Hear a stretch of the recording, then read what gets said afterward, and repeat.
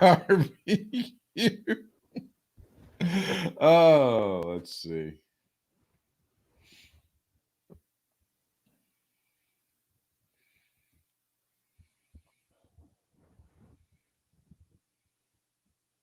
I'm having to reach over to see my phone because it's charging.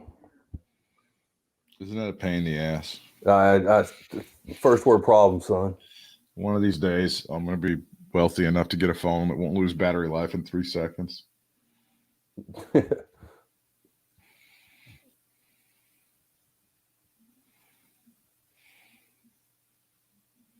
Hey, you ever heard of Kirk Whalen?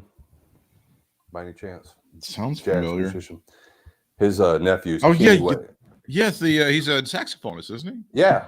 Yes. He was on the one song I remember he said he did was the Whitney Houston. I will always I'll love you. Always love you, I think. Okay. He has one of those. If that was him. Yeah. My Holly's dating his not his nephew, but he plays the guy that she's dating is in his nephew's band, and they're in San Francisco, and she's out there right now. So that's pretty cool. Have you heard all of this stuff about the guy from Smash Mouth? No. Oh yeah, I've seen a video of him being smashed, flipping people off and stuff. Yes. And then they briefly replaced him on the tour this fall with somebody else and didn't tell anybody. When I was on the Murphy Show, we had a young lady by the name of Heather who was an intern. She was just out of college or even in college still at that time. Yeah. And they set up an interview with Steve from Smash Mouth to talk to Terry Knight in the afternoon. And Terry Knight goes, "Hey, you guys still got Heather the intern, don't you?" And she goes, "Well, yeah, she's still here. It's like she's just an intern or whatever." And he's like, "Yeah, we've been dating for a while." They were like dating. He would fly her out to the coast and shit. He would put her dogs up at like the swanky resort here, and then he'd fly her to L.A. or Vegas or wherever, and have her come out for a couple of days, fly her back, and all. And if she didn't let anybody know, and then he spilled the beans on that shit. That's amazing, man. How about he was very smart when it came to the business side, because that song was. He would license that shit to anybody who wanted it. Like the All-Star song was everywhere, And then he was into racing and stuff, and he would start doing that. I can't hear you now. Now that you plug the mic in, I'm not able to hear you. Oh, you're muted. See, you got a little unmutation yourself. On your little square down there at the bottom, click on the microphone thingy with the slash through it. There we go. Now you're back. Sorry about that. I don't know how I did that, but yes, he was. Yeah, they were keeping that a secret, and it was weird, and it was odd, and it was strange, and she didn't tell us, and it was quite glamorous, I suppose. How about that? Smash Mouth. Heather is now a suburban wife in Dallas with a couple of kids who play soccer and stuff, because she and her husband are both very athletic. She was a scholarship soccer player at UNCG. Oh, okay. I didn't know that. Yeah, it's another story I'll have to tell you off air about all that. I can imagine. Well, Angela Mosca Sr. has left us. Angela King Kong Mosca. As a Mid-Atlantic fan and fanboy over the years, tell me what you remember. What is the first thing that pops into your mind when it comes to Angela Mosca? The first thing that pops into my mind is Ric Flair. Oh, okay. Tell me this. Just every time he would come in, it seems like he and Flair would have to either go at it, or Flair was complimenting him one way or the other. I don't know. Yes, he was Flair. This is again Flair's fanboyishness toward real, quote unquote, real sports and real athletes, because Angelo Mosca had been a star in college at the University of Notre Dame. He played football in the NFL, and then he went on to the CFL, Bryant. He played in more Grey Cups than any other CFL player, as Wikipedia is telling me right now. I never knew that. He was in let me look. I think they said 8 or 9 he was in. Yes, 9 Grey Cup games, more than any other player in the CFL history, tied with his teammate John Barrow. Now, as a Mid-Atlantic fan, what I remember is they couldn't get his son, Angelo Mosca Jr., over for shit as a babyface in Mid-Atlantic. Yeah, I do remember. And they tried very hard to get him over. So hard. And it just, even as a kid, you're like, I don't think this. I'm like 11, 12, 13 years old. And I'm like, this. I don't think this is happening. Yeah. So, like, yeah, sometimes we were young enough to pick, but yet old enough to know, Right. Like, I think the Italian Stallion as a babyface was over more than Angelo Mosca Jr. Big time.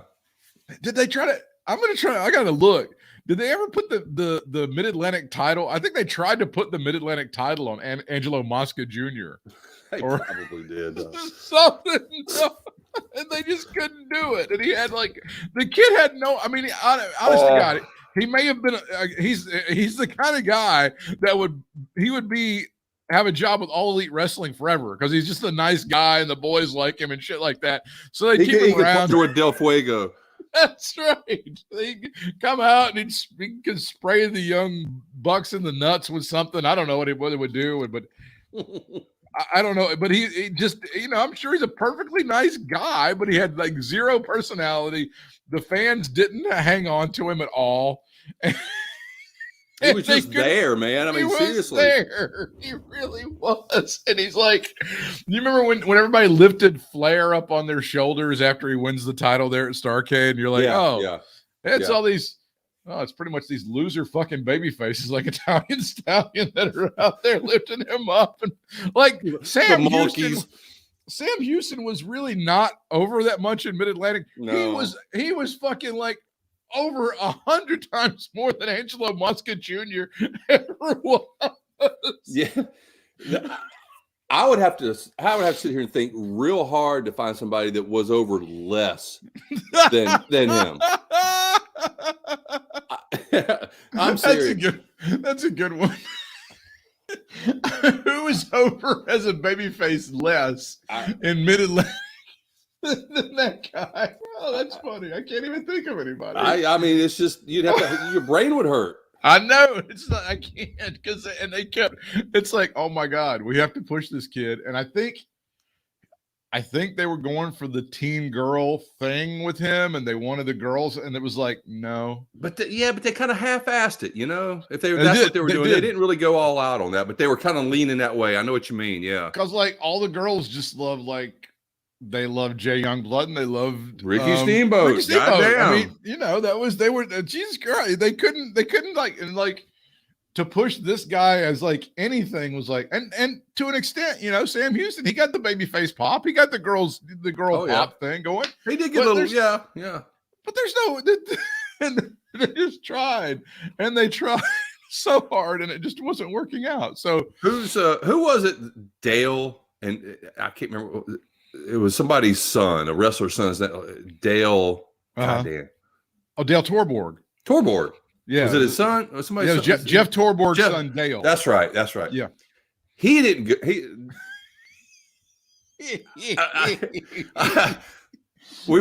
We might be in that territory. I don't know.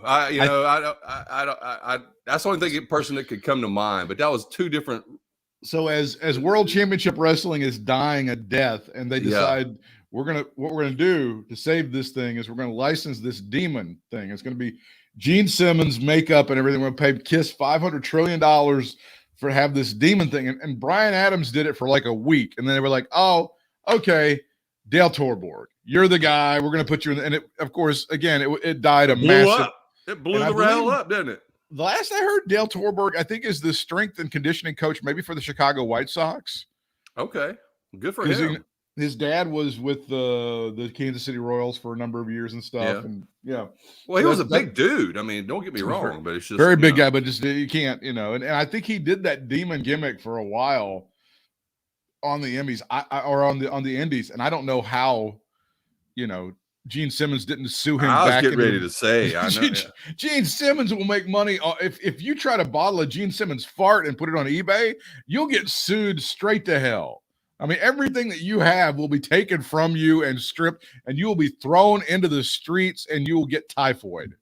Those are things that will all happen to you if you try to do anything that Gene Simmons doesn't like, that he doesn't license. Wow, typhoid. So they had a legend. I don't know if you've seen this video, but it's very good. Mm-hmm. Angelo Mosca and Joe Cap. Do you know who Joe Cap is? I don't think so. He's probably one of the old-time quarterbacks. We'll get to him in just a moment. One of the great quarterbacks in the history of the Pac-8, 10, 12. Okay. This guy. And he played several years in the Canadian Football League, and apparently he and Angelo didn't like each other. And they had a reunion a few years ago. The YouTube video is easily found. I think it was 2011. It's been 10 years ago since this happened. And they're old men in their 70s. Joe Cap literally tries to approach Angelo Mosca with a what is supposed to be an olive leaf, but I think it's a little bit of baby's breath. And he keeps shoving it in Angelo Mosca's face. Angelo starts swinging his cane at him, and the two old men actually get into a fight on stage in front of everybody. It's a great YouTube video. It's a work. It's very disturbing. And it's like, wow, I thought the Canadians only gave a shit about hockey, but here they are carrying this.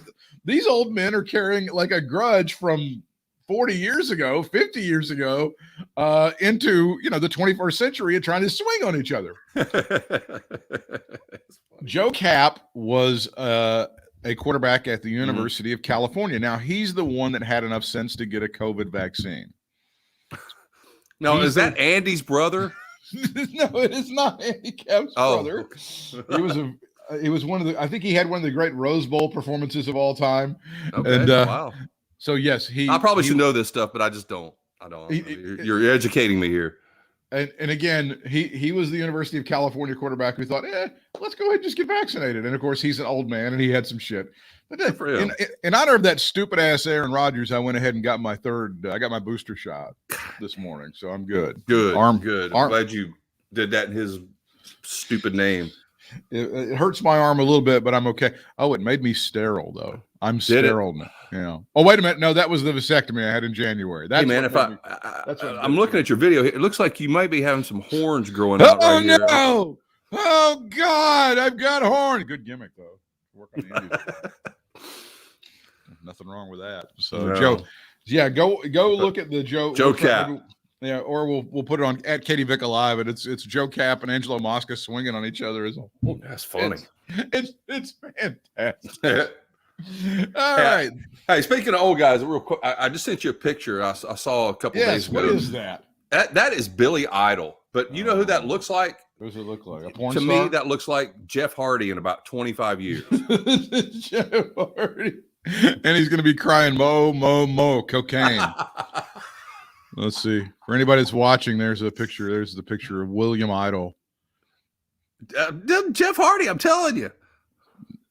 Jeff Hardy sings "It's a Nice Day for a White Powder." It's a nice day to snort again. Yeah.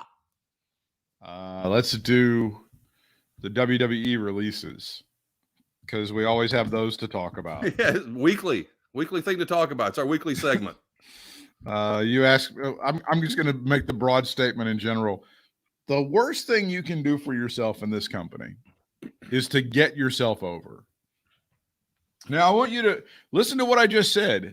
Get yourself over.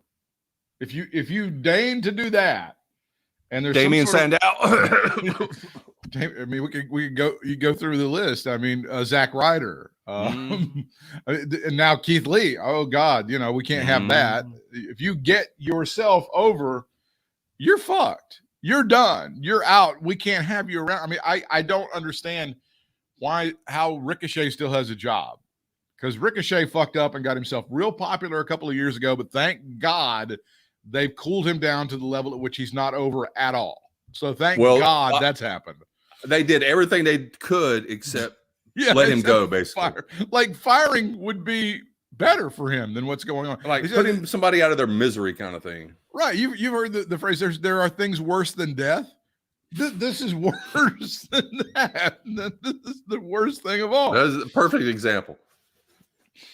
Headlining the list, of course, is Keith Lee, who not that long ago was one of the hottest things in the company. I mean, it was like the Bearcat. The Bearcat's gone. We hardly knew ye. Yeah, that Bearcat moniker lasted just a little bit, just the tiniest amount. God, didn't even give it time to goddamn do anything with it. I tell you what, we're gonna take this Bearcat thing and we're gonna run with it. We're gonna go all the way to you're fired. No shit, man. Oh, they said BFAB. Is that the one they just cut? Yeah, that's the Hit Row. Yeah. Yeah, BFAB just signed the new deal like last week. Yeah, they all just got moved to SmackDown. They were being hailed as the next hottest thing on SmackDown. We're going to get you guys. We're going to get the black audience with you. We're going to get all these urban. You're fire! I can't wait to push you to the moon. We got some big plans for you coming up at WrestleMania. Yeah!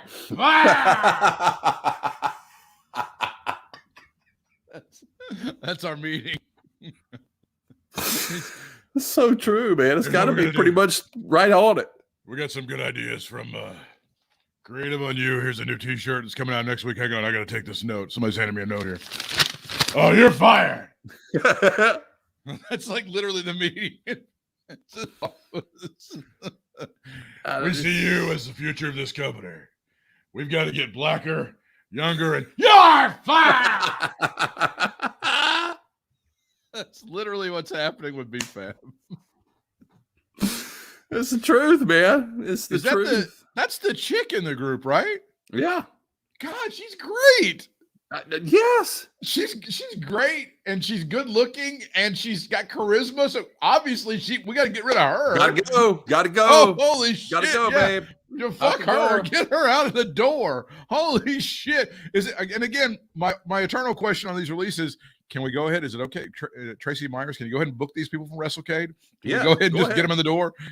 Bring them on. Keith Lee would be. Yeah, he would have there would be a line from here to Raleigh, from Winston-Salem to Raleigh to go get a sign on that guy. Shit. So Keith Lee, Taya Valkyrie, Frankie Monet, whatever. She'll never have that slave name again. Ember Moon, who, I don't know, start, stop. Karrion Kross. She was injured for a while. And she came she back, and they didn't really know what to do with her, and they just kind of threw her in some shit. Shocking. They didn't know what to do with her. I know, right? I know. Karrion Kross, Scarlett Bordeaux, Grand Metalik, Nia Jax, Harry Smith. Raise your hand if you knew that Harry Smith was a part of World Wrestling. Or anybody want to? I wasn't aware that Harry Smith was. Holy shit. Maya Yim, Eva Marie. We talked about BFAB. Oni Lorcan and Lindsay Dorado. There's one name on this list that I'm just going to say. Keith Lee is almost like another project in and of himself, because the stupidity of how they fucked that up is like almost worth a graduate level course at a business school or something. Let me just say this. Before he went to WWE, he and Shane Taylor were getting down in ROH. So F you, WWE, you know. He got over, and then Vince decided he couldn't work, and he needed him to turn into a luchador, him and Otis, and now Otis gets to do a heel thing, and Keith Lee gets to not do anything. But I'm sure Keith Lee gets to breathe. Keith Lee will have a story to tell about that whole weird period of time where he wasn't allowed to talk, and I don't even unless the NDA is still in place or whatever. I don't know. Keith Lee's got a good story to tell. Yes, I'm sure. At some point, I honestly, out of all of these names, if you're a wrestling promoter and you can't make money with Scarlett Bordeaux, what are you doing? How stupid are you? Well, you know, we talked some shit about Karrion Kross when, and I guess we shouldn't say talk shit, but I guess we kind of did. There was just no there with him alone, but with Scarlett, it was still him. But it's like she helped whatever he had come out, you know. Exactly. I think. Yes. And it's just everything about it. That whole entrance, that whole video with her dancing around him. And I don't know, man. I don't get it. I don't get that at all. That's like saying I can't make any money with Stacy Keibler. That's like having Stacy Keibler presented to you, and you're going, I don't know what to do with you. I got to release you. I swear to God, it is. You can explain almost any of the rest of these people, and I could go, all right, that's plausible. I think part of that's bullshit, but whatever. But if you've been a wrestling promoter for 5 seconds, you can figure out a way to make money with Scarlett Bordeaux. The camera fucking loves her. The camera eats her up. I mean, there's just nothing. there's hardly anything you have to do. You have to try to fuck that up. And here the thing about her too is she can actually wrestle. She can sports entertain, man. Exactly. She was in Impact. She was doing fairly well. She looked okay, in the ring. I saw her a couple times or so. And she can talk. She had her own thing. She wasn't just this silent thing that danced around, which she was good at with Karrion Kross, I thought. But there was more to her. They could have brought all that out, So screw them, man. That to me is the one that blows my mind above all of them. Because I'm telling you, Joe Blow at Joplin Championship Wrestling in Joplin, Missouri can figure out a way to make some fucking money with Scarlett Bordeaux. But here's what blows my mind. And before I say it, I like the girl. I have nothing against her. I don't really know her. But how the fuck did Aaliyah get brought up to SmackDown when she hardly ever showed her face on NXT? I thought she was gone. I had no idea. Next thing you know, they were saying that she got drafted. I'm like, what? Who? Her? I think the new thing now is the current thinking as we speak on November 7th, 2021, the year of our Lord, is that we're going to not keep people at NXT forever. We're going to do the old Rule 5 draft as it is in baseball. Tommaso Ciampa, line 1. Exactly. We're going to put you down there for a while. If it doesn't work out, you're done, or we're going to bring you up. And I think this is like, she's been there a long time. We're going to give her a shot at the main roster. If it doesn't work out, then the good news is now that if she does have to wrestle Nia Jax, she won't get hurt by Nia Jax. So that'll be at least one positive thing. She won't have her nose broken, her face fucked up. That's a good thing, yes. Nothing else done by Nia Jackson. If anybody made sense, that one made sense. That one might have been 3 years ago. I was going to say a little bit late, but okay. What is your favorite Nia Jax moment? Because mine obviously is when she falls on her vagina and says, "Ah, my hole!" My hole. Which sounds like it's a Vince Russo scripted moment. God, he stood and when he heard that, he applauded. Like, bro, that is who wrote that, bro. Bro, they're ripping off my shit. Plagiarism, bro. This is gonna very much disappoint you, and I have to tell you this, but I don't like it. I don't like telling you this. God. I saw EC3 doing something with Russo. I know.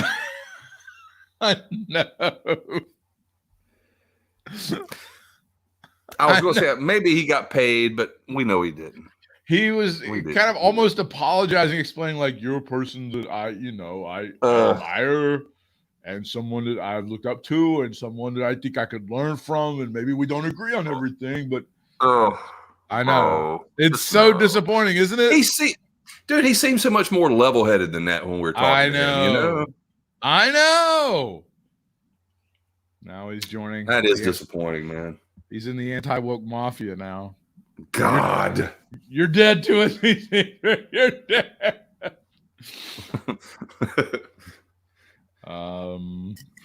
So Keith Lee surprised me. Scarlett surprised me. Yeah. Well, Mia Yim didn't really surprise me. If they're going to let Keith Lee go, they're going to probably let her go too, just by proxy. By proxy. Harry Smith surprised me because I didn't know he was in the company or doing anything. Right. So this is what they did, and it really is kind of getting to be like radio, because this is the time of year. Oh yeah, don't get those Christmas bonuses out. It's the most wonderful time of the year.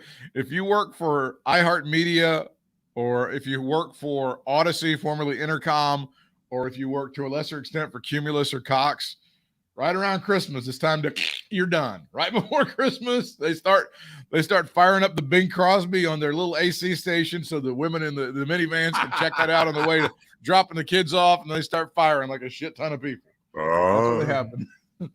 Dreaming. And invariably, it's always like some poor son of a bitch that's got cancer of some sort, and they just, you're done. No more benefits. Sorry about your insurance. Bye. Merry Christmas. Merry Christmas. Ho, ho, ho. This is what it's like in WWE. They just had the earnings call on Thursday. They're like, God, man, we had revenue of $256 million. We're going to be kicking ass. We got this Saudi money coming in, man. The streaming thing's just kicking. Man, the Peacock deal's great. We're going to have the video game out in the first quarter. All right, guys, we'll talk to you later. Bam, fire.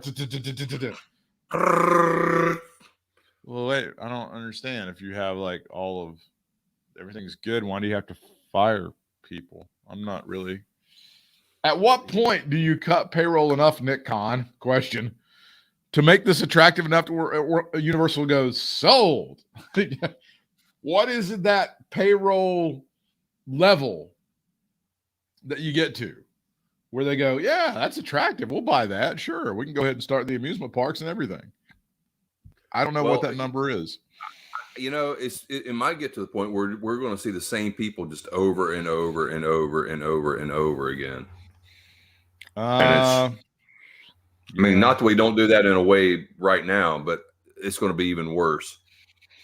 Yeah, the product is so bad right now. It's so dreadful. They're glimmers. They're glimmers, but yeah, like the product as a whole. I can watch like on Friday night. I can watch Usos and New Day wrestle each other a million times and never get bored with that. It's always going to be good. Yeah, I can watch Paul Heyman and Roman Reigns do the Paul and Roman show. I can watch Paul and Kayla do the Paul and Kayla show. There's hardly anything on Raw that I want to watch at all. Yeah. Period. Zip. End of story. Full stop. Even after the draft. Yeah. I mean, you know, I love to see the personal meltdown of Charlotte Flair. Who doesn't enjoy that? But Jesus Christ, the rest of it's. You talk about eating your Brussels sprouts. This is like eating pounds of Brussels sprouts. But I've already forgot that there was a draft almost. I mean, that's how uneventful that thing was, you know? Well, it's just like every year, you know, you get to this point of the year, you're like, I really don't really remember who's on what because they do so much bullshit between the draft each year.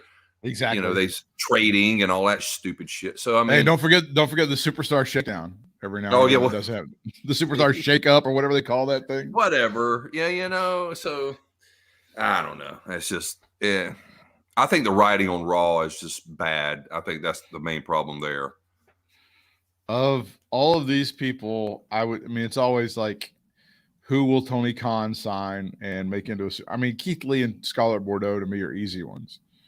Those are like, you sign those people. I don't know. I think Taya Valkyrie has a shot at being great, and she can juice up any women's division. Ember Moon will be a fine worker. Mia Yim would be fine. Eva Marie probably needs to go back to selling whatever fashion shit that she sells. You know, I don't know. I have to read up on this, but it seems to me that they brought her in specifically to get Dewdrop over, and that was that, you know. Maybe. I mean, it seemed like I don't know. Maybe they didn't, but it seemed like that was the kind of the deal going into it. She knew what she was doing. It wasn't like this was a big surprise to her to get cut. It seemed like she was just brought in for this one thing, because obviously she hadn't gotten any damn better in the ring than she was before, you know. But she's just as hot. So she's just as hot. Yeah, of course. So I think you look around and you see like only Lorcan would fit in really well with the AEW style, you know. Oh, definitely. Grand Metalik's another guy that would probably fit in with their style, but I would only be in favor of hiring those guys if they fire about 12 other people off of that stupid roster. I mean, you can't do it, man. I mean, there's just so many people on that roster. It's going like the exact opposite of the WWE roster right now. It's like they're so saturated with people that you don't know what to do with them. And even if they, you know, you could say split them up into Rampage. Well, you're going to have to make Rampage 2 hours. You can't just make it an hour and try to showcase everybody. And I don't know if that's possible. I don't know if that's possible either. I mean, I don't know if you can just go to Warner Media, who supposedly loves you saw the meeting, they had the meeting with CM Punk, and they were like, oh, we love you here at Warner Media. We see you as part of the team and all this happy horse shit, you know, that they all the execs and all the suits always kind of say, and then eventually they end up fucking you anyway. Whoops, Right. maybe that was just my experience. I doubt you're the only one, but we love you. You're great. You're so talented. Oh, fuck you. Salt of the earth they are. They're just the best. They're just the very, very best. So another round of cuts, and I mean, we're not done yet. There's nobody that's safe on that roster. No, not nobody. And we said this before. How many people are safe? Maybe 2 or 3, 4. Seth Rollins, maybe. Reigns. You got your Randy Orton, Reigns, Orton. Well, Jesus, if you think, I mean, if the Usos were able to survive this drunk driving thing, you got to think pretty. Yeah, they seem pretty unpenetrable. And then we always said Charlotte Flair, but the bulletproof nature she's of Charlotte her own worst Flair, enemy right now. The whole bulletproof nature of Charlotte Flair may have to be re-examined here with some recent developments, right? Maybe. I don't know what's going on with that girl. She needs to chill out or something. I think I don't know, man. I maybe she's just not as wired for the business as she thinks she is or something, you know? Well, everybody has a moment of reflection. There's a bunch of shit that's going on in her life. And I always said it. I always said that this was not her dream. This was her brother's dream. So I always felt like at some point, and she's accomplished huge. She's done incredible things. God, if she quits right now, I know. You know, she's sitting pretty in the history books, you know? I don't know if she's really kind of figured out, hey, I want to do this with her. I guess she could go back to do the personal training thing if she wanted to, but she's had a taste of the business, and that's what always was so toxic to her dad. So this was not her dream. This was Reed's dream. And I always felt like she did it kind of for the wrong reason. She was kind of picking up the torch to kind of do it for him, and because he couldn't do it, but I mean, she's done great and she seems to love it. But at the same time, you get to a moment of inflection where, okay, they've tossed, my dad is over here doing whatever my dad's doing, and they've kind of fucked over my fiance. And why is it that I'm here again? Why is it that I continue to do this? Yeah. Well, do you think she maybe not really in love with the business itself, but maybe fell in love with the fanfare and the attention, stardom, the attention and stuff, sure. All the trappings of it, sure. And going back to being just a trainer, you know, that was Charlotte Flair. She used to wrestle, you know. I don't know if she, you know, I don't know. I'm not sure, you know, with all of I don't know if she has enough of her, because you will find out who your friends are once you're not on TV every week. No doubt. And then I don't know if she has enough of her Hollywood connections to where, like, oh, I could train this star, whatever. I just think she's having a lot of second thoughts about a lot of stuff right now that she needs to kind of step back. And this isn't a business particularly that helps you step back. And then like we said, with all the stuff that's going on in WWE right now, which seems like just a madhouse in a zoo. I mean, who could blame her for being a little bit disillusioned? Oh, I know. Yeah. At the same time, I definitely agree with that. I mean, and maybe this is all bringing what I said out of her, you know, what you said out of her, you know, is just, she's maybe just ready to say F it. All of the stuff that she's ever been taught about the business and all the stuff she thought she knew about the business, all been like gone overboard. Yeah. And even, you know, and don't you think too, that the business that she thought she knew about, and she probably did, I'm not saying she thought that she really knew, is not the same wrestling business today as it was when her dad was the man and all that. You know what I'm saying? Oh, it's very different. But there was also, like, even when it was what it was, even when the business was this touted great thing and all this stuff, you know, there was a price to be paid for her dad being away from the family for all those years and stuff like that. Even when things were quote unquote good, you know, there was a price to be paid for all of that stuff. Oh yeah. Oh God. In all kinds of ways. So there has to be some sort of, I think, acknowledgement of that. I mean, you could do a Ric Flair Dark Side of the Ring right now. A good 2-hour one. It's like a 3-part. Honestly. AEW president, CEO, and general manager Tony Khan says that that's the quote, of the AEW talent roster has received the COVID-19 vaccine. In an interview with Wade Keller of the Pro Wrestling Torch, Khan went on into detail about his own vaccination status that of the AEW roster plus why vaccination status is important as AEW looks to tour internationally. I have got most of the roster in AEW vaccinated. Khan says that he foresees a difficult landscape for unvaccinated talent as his company looks to tour outside the United States and even in certain areas of the U.S. with strict mandates. And for example, there have been some places where we went, everybody had to be vaccinated. I think when the company starts doing international travel, we'll see that for, say, Canada, for England, places like that, it'll be very different for wrestlers to travel without it, said Khan. So it will certainly present a challenge as we tour. And I know California in the future is a place that has very strict mandates. So most of the roster is unvaccinated as we continue touring. I think that's something that may come up. So I understand why for some people, especially with the return to touring, international touring looming, why that would be an issue. There's Tony Khan. All right, my pettiness. Here's my pettiness out of all that. This is what I got out of all that. Sure. I want to know. I want to know the ones. Let's guess the ones who aren't vaccinated. I know one. Christopher Jericho. Number one, yes. Mr. Ivermectin, I'm sure, is going to be one of those Mr. Monoclonal antibodies. He ought to put a mask on and be like Ivermectin man or something. Something tells me that the dumb fucks haven't gotten their vaccinations. You think? I don't know. They feel very Jesus-y. I think they're praying for the Lord to help them out. Yeah, you got a point there. Which is dumb as shit because they're the ones with the two little kids. They've got all those little kids running around and shit. They should be one of the first ones out there getting the shit in their arm. No doubt. Dumbasses. Well, yeah, I would say them. I would bet that they hadn't had it.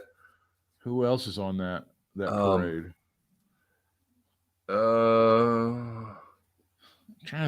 Like Eddie Kingston. You think he would? I would hope that Eddie Kingston would be vaccinated. That would be disappointing if he wasn't. Yeah. Like Christian, somebody like that. I would think he'd be. I always think of Canadians as being so reasonable, but then I've had some reason to doubt that recently. Yeah, I understand. There's been some things that have come up that made me think that those people are just as fucked up as we are, and that's not right. It's been a facade this whole time. Wrong. It's just wrong. I'm trying to think. I would hope. What do you think about FTR? You think they've been vaccinated? I would hope so. Again, representing North Carolina and being from the area they're from, which is Braun Strowman like. It's the area that kind of we're from. Which again, I know, like where you grew up and where I grew up, we were not anti-vaccine. we were not educated people, man. I'm the first guy in my family on either side to get a 4-year degree from a university. But when they lined us to like give us flu shots and shit, we did it. We didn't think the government was trying to control us or anything. Not at all. There was no like, hey, this is a communist plot. It was like, hey, flu shot. Okay, cool. Because first of all, motherfucker, you live 12, 15, 20 miles away from town. You can't just hop in and go see a doctor when you got a cough. Some people die. So you need to like try to keep yourself healthy and like put the shit in your goddamn arm. And the other thing about this is, get on a rant. I can't help it. This COVID vaccine is different than the shit that we take. It's different than other vaccines. They don't put a latent form of the goddamn virus into your body. That's a big thing. It's huge, and it's gonna. Eventually, kicking and screaming, this is going to change vaccinations forever as people continue to like fight this. The data and all of the greatness that we get from this pandemic, the good stuff that's going to come out of this is that this is going to change for the better the way vaccinations are given around the world. Around the fucking world. And it's not just in big westernized nations like Great Britain and France and Germany and Canada and the United States. It's going to be in places in third world countries, man. And some of those third world countries, if they could, they pray that they wish they had the damn vaccine. Dying. We got people we can't even get like one. We have some people here who are getting thirds, and there are people who were in some of these places that were dying to get firsts. But we never honestly, and I didn't grow up in a big Republican place. Now it's a real Republican area now, but Jesus Christ, we never fought these vaccines. We never were like, we didn't do that. And it was like, nobody ever said, like when you had to go to school, you had to have, I had this, there was a thing called the DPT vaccine, and it was diphtheria. Pertussin, diphtheria, pertussin, and I don't know, was it typhoid, maybe? I don't know. Maybe. But they had it was all three of them. They put it in your arm. And it was my mom fooled me. She goes, we're going out. Oh yeah, by the way, You thought you were going to Sky City. Now you're going to the health department to get your shot. I made you look dirty, crook. So they did it. And nobody ever stood up at a school board meeting and went, I don't think these children should be vaccinated against Pitocin. I want whooping cough to come back. Nobody ever said that. Nobody did that shit. But this is after they said it was whooping cough was a hoax. You know? Yeah, of course. I mean, if they could have made a cool YouTube video and gotten elected lieutenant governor, maybe they would have done it back then. Maybe they would have done that shit back in 77 or 78. Some dumbass would have stood there. Whooping cough needs to be. You need to build up natural immunity. We don't know what's in this vaccine.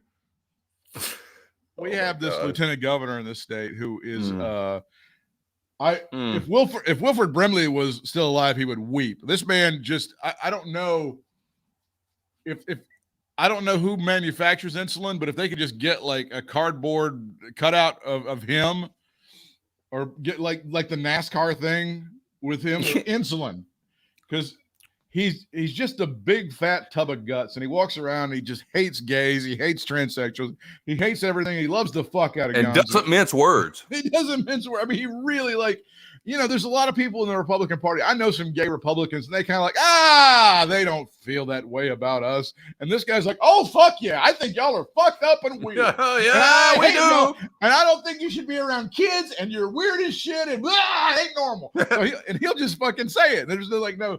So point being, if this guy ever got, he's done. He's history. There's so many comorbidities. It ain't even funny with this guy. The thing enters his nose, and within 4 seconds, he falls flat. And so, I don't know. I haven't heard his thoughts on this, but if he's one of those, I don't know what's in it. Motherfucker, what's in those McRibs that you're shoving in your gullet about every 4 seconds? Can we start referring to him as Lieutenant Governor Diabetes? He just, holy shit, he should be shotgunning insulin at this point. I took this, it's called metformin. He, again, should have like a NASCAR style endorsement for metformin on his person. I heard ivermectin's good for it, too. Give me some fucking horse. Terry Bradshaw went off on Aaron Rodgers. That was awesome. So good. It's like, and the great thing about it is, guess what? Terry Bradshaw owns horses. So Joe Rogan, quit saying it's not horse medicine. Here's the guy that owns fucking horses, who's giving it to his horses, who knows it's for horses, of course. You dumb shit. Yes. Yeah, I would say the dumb fucks, Chris Jericho. Those are my nominees for. I would hope to God somebody who is a DMD. I would hope that they would, for God's sakes, believe in science and medicine enough to get one in their arm, and they would then get their boyfriend to also put the fucking thing in his arm. I'm pretty sure CM Punk believes in science and shit. He would be the first one. Him and like Orange Cassidy and Darby, I would think. I don't think Daniel is so much of a hippie that he wouldn't take it. I think he's on board. I would think so, but I think there's some people. To me, I bet there's at least 2 or 3 people that would probably surprise us by saying that they wouldn't. I'm gonna try to. Let's just, hey, Colt Cabana, if you're listening.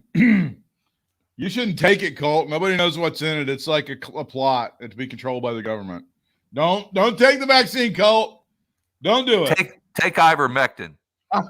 Just get you some horse dewormer and maybe take some vitamin D. You'll be fine. And don't listen to Anthony Fauci. He's a terrible doctor. Listen to Joe Rogan, Colt. That's what you want to do. Heard Clay Travis is pretty good too. You give him a listen. Travis is the fucking best. Oh God. Why can't these people die of this stuff? I don't understand. Well, it's like the whole Brad and Britt cast, the whole thing you guys got going with. Why does this guy have to die instead of this guy? Why is Donald Trump Jr. still alive and Norm Macdonald's dead? Perfect. Like anytime anybody dies, it's not fair. So yeah, Tony Khan has not said said that he has not mandated the AEW talent get the vaccine. It has come up several times. I've not required it. Same with the NFL. Same with other wrestling leagues. But it would be a big challenge if you're not for a lot of circumstances. A great example was the Jericho Cruise, where all the wrestlers on the Jericho cruise had to be vaccinated. Bryant, I believe you found a little discrepancy in that statement. Time out. Let me see. I'm going to have to go back and look, but I saw Robert Gibson getting on the cruise ship right before the cruise ship, took a picture, put it on Facebook or Instagram or one of those, and it was him getting a COVID test, not a shot. So what does that say? It says here that Jeff Cobb will be going to CMLL soon with TJP as representatives from New Japan. Holy shit. God, I love Jeff Cobb. I do too, man. Oh, I love Jeff Cobb so much. He's so good. Bad dude Tito. Don't you wish they would just come in as a damn tag team? How could they not be? How can you not make money off over that everybody? Stuff? God. And they have the big. I was going back and watching some Jay White stuff earlier today from the Kenny Omega stuff, and I watched when he first came into on Impact a few months ago and faced up against the Good Brothers and all the Bullet Club, the other Bullet Club or whatever. So I don't know. I was just catching up on some Jay White stuff since he's going to be at WrestleCade in a few weeks. Doesn't the Eddie Kingston versus CM Punk shit, doesn't that look good? It looks great, man. But here's my problem with it, I don't know. Maybe I'm overthinking this, and this may be what they're doing. I don't know, but I don't know. It did just seem like Punk was almost getting some booze during that whole exchange on Rampage. Yeah, I think that's also a testament to how good Eddie Kingston is, right? And what kind of a and I think that's okay. I think that's all right. We're not going to turn CM Punk's not going to be a straight heel, but he's also not going to be a white meat babyface. He's just not. Brian Danielson will be. There's nothing. People, they're gonna fall in love with that guy, and there's no problem. But CM Punk's got a little edge to him, and Eddie Kingston with this, you treated me like shit 15 years ago kind of situation. I don't know. I think that's pretty good shit. But I would have saved that though. It's almost like they went from Daniel Garcia and Bobby Fish or I don't know, whoever the hell, these lower grade people, and all of a sudden they throwing them in with this person that they're, I don't know. It might work out. Now that I'm thinking about it, that the Punk's had this love fest, and all of a sudden Kingston's bringing up some, skeletons in the closet and making that. So, I guess it might work, but I don't know. I guess it threw me that was his next opponent kind of thing. That's going to be the thing is when CM Punk when he shows up in AEW, it's going to be like, all right, who are we going to get? Who's going to work against him? Well, we can have Jericho work against him. We can have MJF work against him. We can have this guy. We can have Ricky Starks and Sammy Guevara. We can, all these guys that we need to get over, guys that are already over. And eventually, I do think you build up to him and Danielson next Labor Day weekend. I think that's going to be the big match. That's going to be the big, huge, massive buildup. But you don't need to put those two guys together, tease it, or anything like that. They can kind of do their own thing. Danielson can go work with some of these guys over. And again, it's kind of the same problem with him. It's like, he's going to work with this guy, work with this guy, work with this guy, work with this guy, and then they figured out that this thing with Eddie Kingston that kind of catches fire. That's going to be good for a while. Yeah, and then. Yeah. You can do that for the pay-per-view. We'll see how that peters out. And then around the new year, we can start getting him involved with, I don't know, somebody else. And then probably at the beginning of the summer or sometime in the spring, to me, feels like that's when you want to start kind of teasing and getting him and Danielson together. And so you think it's going to be Danielson over like Adam Cole or Omega or anybody like that? You think it's going to be Danielson, the first big? To me, that feels like the money match. To me, like that's the one. Okay, these are two guys who are established. They've been recognized as just the guys who helped turn independent wrestling into what it is today. And they've wrestled each other before, but it's been many, many years. So this is a collision course. And they have some mainstream appeal. I'm not going to say that they have, total mainstream appeal among people who don't pay attention to the product. But, oh, yeah, I've heard of that guy. Or, yes, of course. Daniel Bryan had the thing in WrestleMania 30 and became like a thing. CM Punk had the pipe bomb. Yes. Okay. Now those two are coming together. To me, that feels like the money match more than anything else that they've got, because they do, so many people talk about this, including Cornette and Brian Lashley. They just do all this stuff for the inside fans, and it's not going to make them any more money. It's not going to draw one more person who's not already watching that show.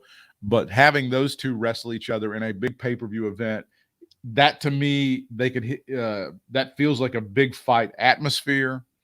And like I said, there are some people who haven't been paying attention to the product, like, oh yeah, those two. Well, now that's something I might be interested in. To me, that reaches out beyond the small, again, look what Misawa did back in 1997 crowd. Yeah. That whole situation. Yeah, I agree. So I'm not arguing with you. I just think that it makes sense. I mean, I just never really gave it much thought until now. But yeah, I could see that happening for sure. But there's a ton of guys that you can eventually go through. And when MJF gave that great promo and he talked about the 4 pillars of the guys that are going to be the future of the company and all that stuff, wasn't it him and Darby Allin and Sammy Guevara and Ricky Starks? Weren't those the big 4 that he named out in that promo? Sounds like it. I think that those were right. Those were the ones he talked about. They're going to be the guys that the company is going to be built around in the future. See, again, MJF is a guy that is so young and can make money at so many different times. He hasn't had the best year because they faded him for a while. But he's finishing strong, and he's finishing in the spot that he needs to be, and he's getting the mic time that he needs to be. And he's doing exactly, he's kind of, as he finishes up the year of 2021, he's kind of in the exact right spot, I think. Yeah. And I'm glad that they kind of let him fade a little bit. I mean, I don't know if they, like I said, I don't know if they did it on purpose or not. I think they did, but I think it helped him. Yeah, because he's just as hated now as he was before, if not more so. We didn't get to talk about it last week because we were on talking with Stutz, and the John Moxley announcement at the beginning of the week that he was entering inpatient treatment for alcoholism, which has got to be incredibly tough. And that's where you get the Miro replacement for John Moxley. And now Miro is going to be challenging for that first contender, for that top contender spot for the AEW championship. I mean, I think it takes an incredible amount of courage for John Moxley. First of all, in the middle of a book tour, I mean, good God, to say, "Hey, I got a timeout. I got a little issue here. I got to deal with."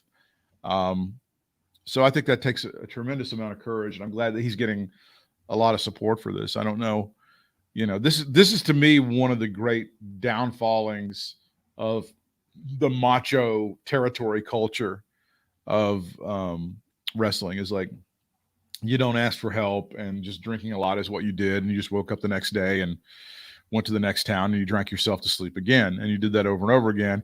And if you couldn't handle that, or you thought you needed help, you were a pussy. Basically, that was the mentality. So I'm glad that there's been a dramatic change over time from that sort of mentality, and I'm glad that Tony Khan is a guy who seems to support that kind of thing, Yeah, definitely. I guess it's just one of those things that, he said he's in the middle of a book tour. I guess when it just hits you, it hits you, no matter what the hell is going on besides alcoholism in your life. You just say, okay, everybody just full stop. I got to take care of shit. Look, there's been a lot of shit that's going on with that guy this year. Oh, for sure. He became a new father, and he wrote this book, and then things are happening to him. And after a while, if you're drinking to kind of escape from that, or to deal with it, or kind of, hide your fear or whatever, and then at some point it kind of catches up with you, you go, wait, hang on. I need to figure out something before I drive drunk, go 156 miles an hour, plow into somebody and kill them and their dog, for example, just off the top of my head. Yeah. Which, well, I'll tell you, man, when that dude comes back, oh my God, the response that he's going to get when he comes back, I mean, it's going to be CM Punk like. It may even outdo CM Punk when he first showed up, That's, and again, that's another tough one. It's kind of like you have to have him up there, but I don't know how we fade him. And I just really feel like that's what you need to be working toward in that promotion, is Punk against Danielson. But at the same time, like you say, when Mox comes back, and hopefully it'll be early next year, he's going to be hot as a firecracker. Yeah, you're absolutely right about that. Yeah, they're going to have to do something with him. And well, what I think is going to happen, and I think Miro is going to end up winning this tournament. He's going to get the belt, and when Moxley comes back, he's going to go after Miro because Miro is the one who took his place and all that stuff. So that sounds too easy to me, but it may be something totally different. But I think if that's what they do, then that's great. I'd love to see him and Miro. Do you remember one of the biggest fights that they ever got on the Bruce Pritchard show? I remember this one because they fought hard about this when they were doing a bit with Scott Hall, and Scott Hall was taking, I think it's called Anapose. It's the drug that you take, and if you drink alcohol, it makes you sick. Makes you sick, yeah. Yes. So Scott didn't tell anyone, and they did a thing where Stone Cold Steve Austin had him tied to this chair and was like pouring or spitting beer at him or something. And Conrad thought that was the most awful thing, regardless of whether Scott offered the information or not for them to do. And of course, Bruce was like, well, I didn't know. If they would have told us, we would have done it. You know, of course, he's defending. I mean, Jesus Christ. I swear to God, Vince McMahon could go and get a shoot newborn from a maternity ward, murder it on television, and Bruce would be like, I don't know. We don't know that he did that. That kid could have grown up to be Hitler. We don't know. You know, he would defend anything. Do you think when Mox gets back, and I'm telling you the guy to do this would be MJF, do you think they would do something where MJF tries to tempt him with alcohol or something like that? Not in AEW. I don't see that. Jeez. But I tell you what, I think, dude. But let me Hangman Page did not have an alcohol. Oh yeah. When he came out. Oh, if that's what it takes to get rid of that stupid gimmick, then God bless you. God, thank you, Mox. For that alone. But remember, this is the promotion that just days after the kid's dad died, MJF healed on, Brody Lee's kid. He healed him. I mean, he got his comeuppance. He got his comeuppance, and he sold it like $1 million. But the set of balls that it had to take for fucking MJF to do that, to keep a stay in character and at the same time, he fucking healed on the kid.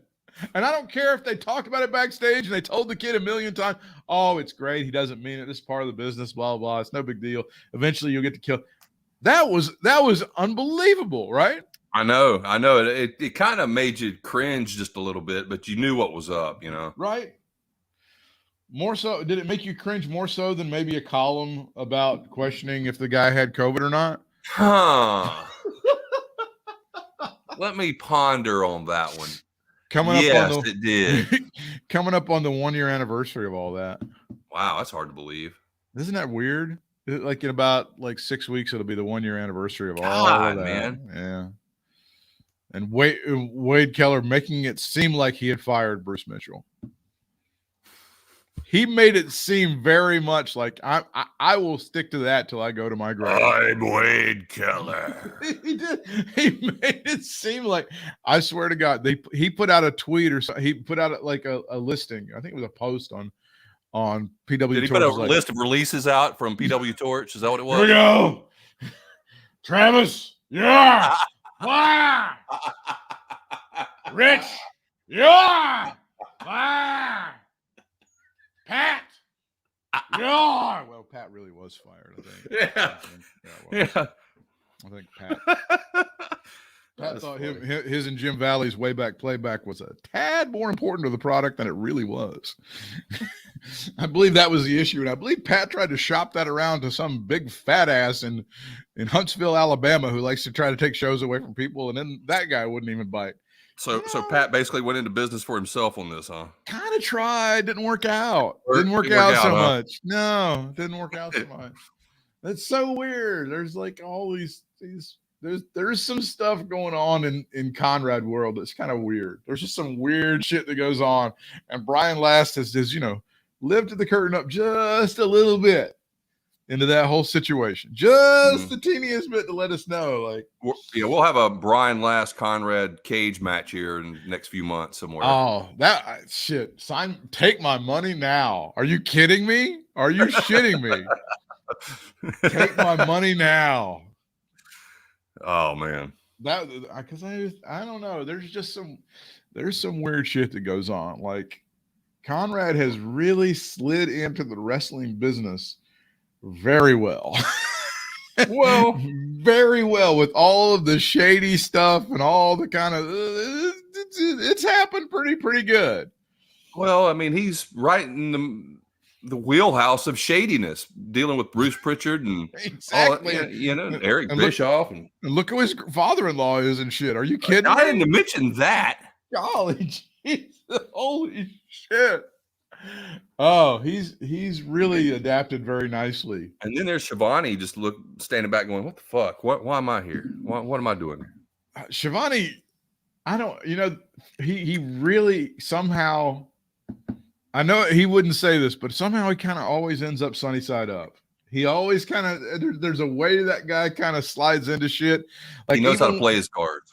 Even when he left WCW and they were like at the meeting where they're like telling everybody, it's over, and Tony comes in and he's wearing a suit and stuff. Like, hey, Tony, you just wore that suit to get fired. No, motherfuckers, I've got a interview over WSB radio, so eat one. And the aforementioned Jim Valley polishes up like a shiny new penny down in Charlotte, and ta-da! Look at that bright shine on Tony now. Ta-da! I told you Cabell Philpott had something to do with that too, because Cabell was producing. He was producing the Georgia stuff, right? Yeah. And he told Tony, "Hey, you should talk to this Conrad Thompson guy." And then, holy shit. Yeah, well, Tony got Cabell tickets to AEW in Charlotte too. Oh, did he? Like, really good paid tickets? Him back. Yeah, I think they were like down by the ring. That doesn't seem like a commensurate payback. I opened you up to hundreds of thousands of dollars. Oh, here's 2 tickets to Dynamite. But they're up close. Have a good time, babe. I'm trying to think, like, what would be a good payback? Could we have Brandy sit on my face? All right, now we're even. Well, you could even go like, somebody that's not married even. Like Ty Conti, she's not married, is she? Yeah, Ty Conti, she's not married. And then Britt Baker, she's not married. She's not married, shit. Let me see her naked. Now we're even. Yes. Any other closing thoughts on another award-winning edition of Katie Vick is Alive? No, I think I'm thought it out. I'm still a little bummed though about ROH blowing up, because I do like coming home and watching them on Saturday nights for posterity's sake. But oh well. Maybe something crazy like Conrad and Jeff Jarrett will buy that and combine it with NWA. Hey, did you see Jeff Jarrett is coming to the TNA? Yeah, I did see that reunion thing. Oh, yeah, Tracy must have written a check. Tracy can write checks. He can. I wonder if they're going to do. Well, they haven't said that yet. If they're going to do like a live edition of the Jeff Jarrett podcast the night before. Oh, I don't know. I didn't see that. They haven't said anything about that. Yeah, that would. If Conrad's going to be there, but then again, Conrad may be very busy bailing his father-in-law out of jail. That's it's a short time away. WrestleKid is, but as far as Conrad's concerned, that's a long time away. Listen, Conrad, woo! I'm in jail. I need you to go ahead and get that MX car and get Daddy out of jail. Daddy. I did a little too much partying all night long. Woo! God, drunk Ric Flair sounds great, man. Drunk Ric Flair is just Ric Flair. Conrad, I swear I didn't do nothing. I never touched that bitch. Woo!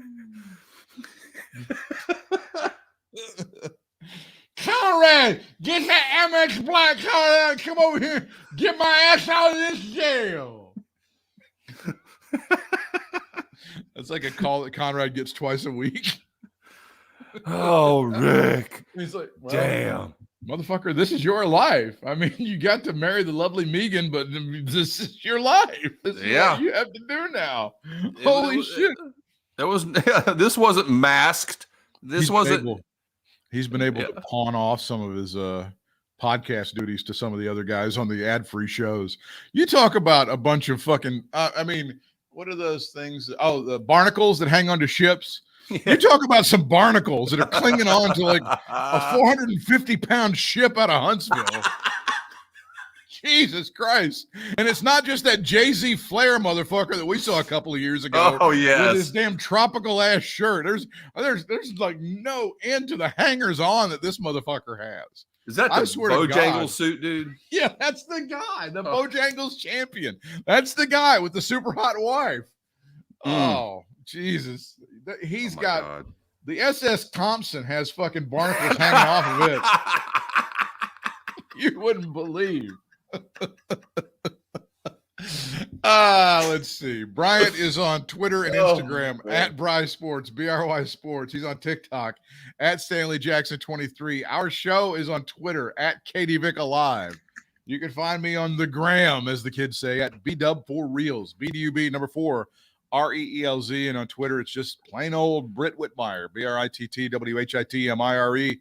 And if you want to support what we do, shop at our Amazon store. That is katievick.com, because Christmas is coming and stuff. And I know Joe Biden fucked up the supply chain, but if you need a Let's Go Brandon t-shirt, for fuck's sake, order it through our link at katievick.com. The Brad and Britt show is on hiatus till Wednesday. We're taking a couple of days off, so we'll be back doing our thing. If you want to follow us at Brad and Britt, we certainly do appreciate that. We thank you for all your support. And until next time, fans, we'll see you ringside.